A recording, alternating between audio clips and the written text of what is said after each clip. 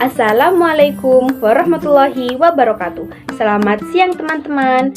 Jumpa lagi pada mata kuliah Filsafat Pendidikan Matematika. Di sini saya Irmawati dari kelas Tadris Matematika 3D akan mengajak kalian untuk belajar tentang sejarah matematika. Nah, masih seputar sejarah matematika. Pada video kali ini, saya akan menampilkan tentang tokoh penemu konsep dasar matematika. Siapa saja mereka? Mari kita simak cuplikan video berikut ini. Penemu konsep matematika.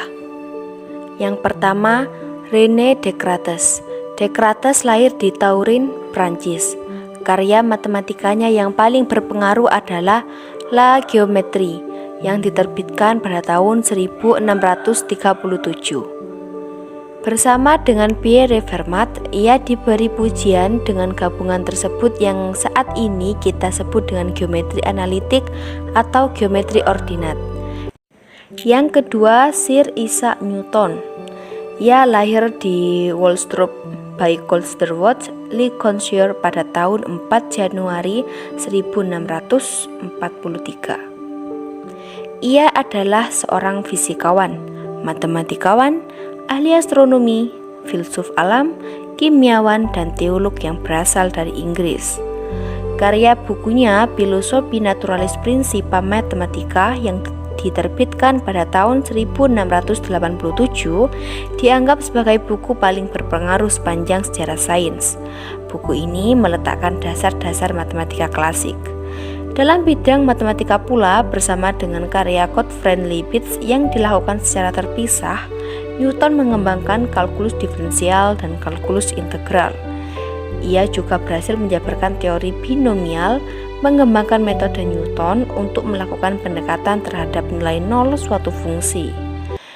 Yang ketiga, ada Gottfried Wilhelm Leibniz yang lahir di kota Leipzig pada tahun 1646. Ia pada usianya yang masih 12 tahun berhasil mengembangkan beberapa hipotesa logika yang menjadi bahasa simbol matematika. Dengan usia 20 tahun, ia ingin promosi dalam bidang lektor hukum. Namun, para profesor Leipzig menganggapnya terlalu muda. Kebanyakan ahli sejarah percaya bahwa Newton dan Leibniz mengembangkan kalkulus secara terpisah. Leibniz baru menjelaskannya secara penuh pada tahun 1704, notasi dan metode diferensial.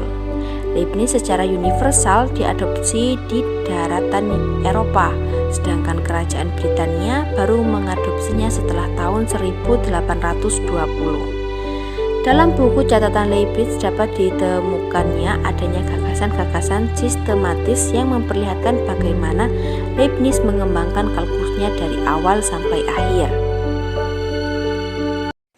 Yang keempat, Karl Weierstrass lahir di Jerman.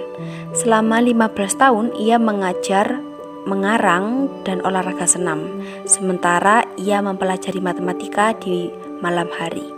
Beberapa hasil yang diterbitkannya memberinya undangan untuk lebih dulu mengajar di Technical Institute di Berlin, kemudian di Universitas Berlin. Teori lengkap tentang deret, fungsi, dan menyusun legitimasi operasi-operasi yang demikian sehingga pengintegralan dan pendiferensialan suku demi suku, Weierstrass adalah orang pertama yang menjabarkannya. Weierstrass adalah seorang pemikir metodis yang cermat. Ia bersikeras pada ketetapan yang lengkap di semua matematika dan menetapkan pembakuan yang diakui dan ditiru sampai saat ini. Yang kelima, Maria Gaetana Agnesi. Ia merupakan anak yang sangat luar biasa karena mampu menguasai bahasa Latin, Yunani, Yahudi, dan beberapa bahasa modern lainnya pada usianya yang masih 9 tahun. Pada usia yang ke-20 tahun, ia memulai karyanya yang terpenting, yakni sebuah buku ajar kalkulus. Pada masanya, buku ajar kalkulus ini sangat luas, sejak karya pertama dari L'Hopital. Buku itu memberinya banyak kehormatan termasuk pengakuan O Kaisar Maria Theresa dan Paus Benedict XXIV. Yang keenam, Josiah Willard Gibbs. Ia lahir di New Haven, Connecticut. Gibbs lebih dikenal dengan karyanya dalam menerapkan termodinamika dalam ilmu kimia, tetapi ia menerapkan penggunaan metode vektor. Dimulai sekitar tahun 1880, ia mengembangkan perlambangan dan aljabar vektor-vektor. Pada tahun 1901, perlakuan penuh gagasan-gagasannya disajikan oleh salah seorang mahasiswanya, yaitu E.B. Wilson, dalam sebuah buku yang sangat berpengaruh, yakni Vektor Analisis. Yang ketujuh, George Friedrich Bernhard Riemann.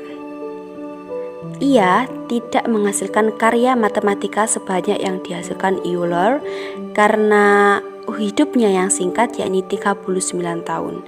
Namun karyanya tetap mengagumkan untuk dalam hal kualitas dan kedalamannya. Makalah-makalah matematikanya menetapkan arah baru dalam teori fungsi kompleks yang memprakarsai studi terdalam dari apa yang terjadi sekarang ini, yang sering kita sebut dengan topologi. Juga dalam bidang geometri, ia memulai perkembangan yang memuncak 50 tahun kemudian dalam teori relativitas Einstein. Salah satu karyanya dalam kalkulus adalah definisi modern tentang integral yang tentu kita kenal sebagai integral Riemann. Berikutnya yakni Leonhard Euler. Euler lahir pada tanggal 15 April 1707. Euler telah menyumbangkan tulisan yang setara dengan 75 buku tentang matematika. Euler juga adalah tokoh yang paling dominan dari matematika abad ke-18 dan pengarang matematika paling subur sepanjang masa. Semasa hidupnya ia telah menulis sekitar 380 makalah, namun pada tahun 1771 ia mengalami kebutaan total. Namun demikian, Euler terus menulis, bahkan jumlahnya hampir setengah dari total tulisan sebelumnya kebutaan. Di bidang matematika, ia berpengaruh besar pada bidang geometri, analitik dan trigonometri, kalkulus dan teori bilangan. Ia juga memperkenalkan fungsi beta dan fungsi gamma pada tahun 1729 serta faktor integrasi untuk persamaan diferensial. Yang kesembilan, Johann Bernoulli. Keluarga Bernoulli menangani semua jenis masalah dasar dalam kalkulus, termasuk titik-titik balik, panjang kurva-kurva, dan lain sebagainya. Johann menulis buku ajar kalkulus yang pertama pada tahun 1691 dan 1692, tetapi bagian tentang kalkulus integral tidak diterbitkan sampai tahun 1924. Sebagai gantinya, seorang murid Johann yang bernama Guillaume F.A. de L'Hopital menerbitkan naskah kalkulus yang pertama. Yang terakhir ada Augustin Louis Cauchy. Augustin Louis Cauchy lahir di Paris dan dididik di École Polytechnique. Karena kesehatannya yang buruk, ia dinasihatkan untuk memusatkan pikiran pada matematika. Selama karirnya, ia menjabat sebagai mahaguru di École Polytechnique dan Collège de France. Sumbangan-sumbangan matematikanya yang cemerlang dan mengejutkan dalam jumlahnya yang produktivitasnya sangat hebat, sehingga Akademi Paris memilih untuk membatasi ukuran makalahnya dalam majalah ilmiah untuk mengatasi keluaran dari Cauchy. Oke teman-teman, itu tadi 10 tokoh matematikawan yang terkenal pada masanya. Karya mereka sangat besar dan tentunya masih kita pakai hingga saat ini. Nah, cukup sekian video singkat yang dapat saya berikan. Semoga bermanfaat dan sampai jumpa.